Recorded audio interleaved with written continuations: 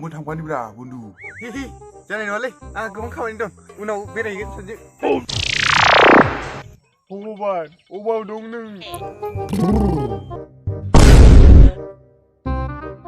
आंखौ भिखारि सानदों नामा नों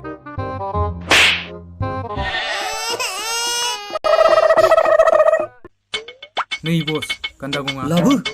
दिनैसो लकडाउननि उनाव गारामाया थाजिम मोनसिगोन मा मोखां नायखो गोलाव हो र' भाइमोन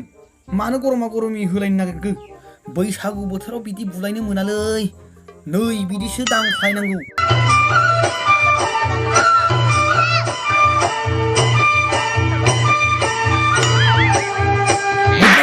खारबाय बुस्थुआ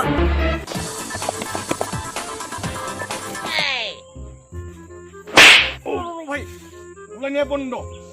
आं दा मोनायावसो नाफामजों होगोन ना बस नों सोरमोनलाय